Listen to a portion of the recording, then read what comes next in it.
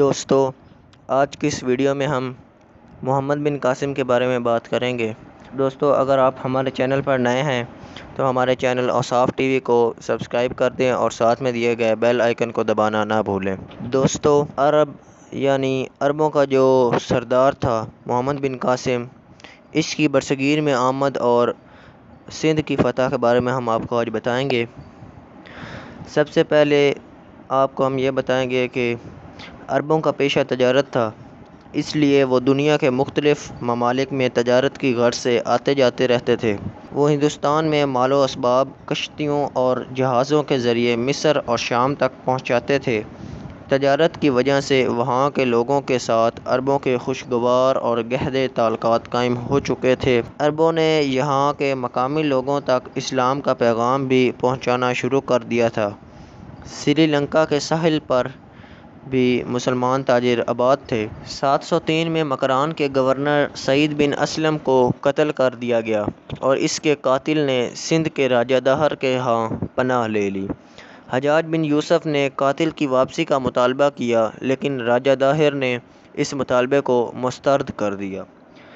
دوسری اہم وجہ یہ تھی کہ سری لنکا میں مقیم عرب مسلمانوں کا ایک جہاز تجارتی سامان اور حجاج بن یوسف کے لیے قیمتی تحائف لے کر جب دیبل سندھ کی بندرگاہ کے قریب پہنچا تو سمندری ڈاکوؤں نے اسے لوٹ لیا۔ انہوں نے بچوں اور عورتوں کو قیدی بنا لیا۔ حجاج بن یوسف نے سندھ کے راجہ داہر کو خط لکھا کہ سمندری ڈاکوؤں سے مال واپس لیا جائے، قیدیوں کو رہا کیا جائے اور ڈاکوؤں کو سزا دی جائے۔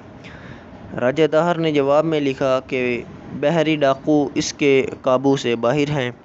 حجاج بن یوسف جواب سن کر غصے میں آ گیا اور اس نے اپنے نوجوان داماد اور بھتیجے محمد بن قاسم کو ایک لشکر دے کر سندھ بھیجا تاکہ راجہ داہر کو شکست دی جائے، سزا دی جائے۔ محمد بن قاسم 712 میں مکران کے راستے دیبل پہنچا اور اس کا محاصرہ کر لیا۔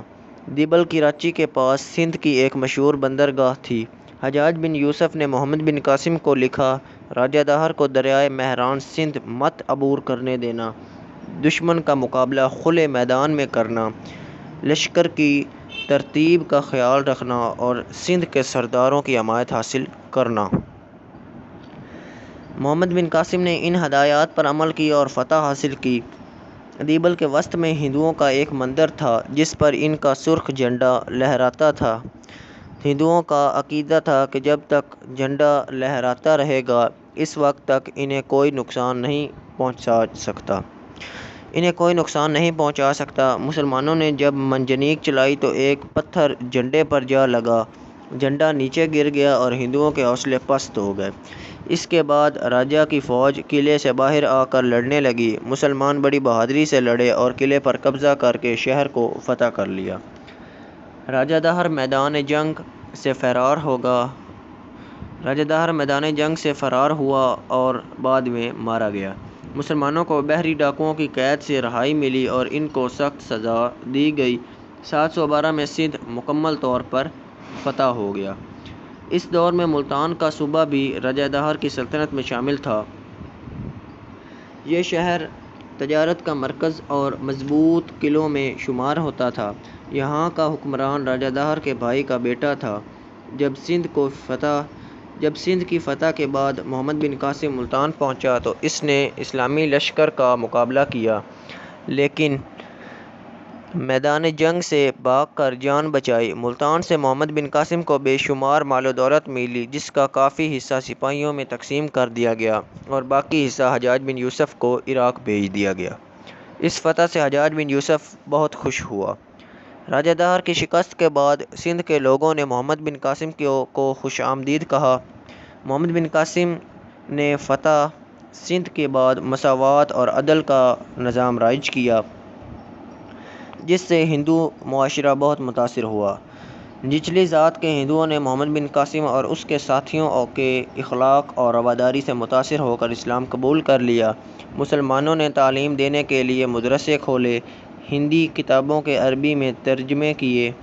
فتح سندھ کے بعد بے شمار مال، علماء، تاجر اور صنعت کار سندھ میں آباد ہو گئے۔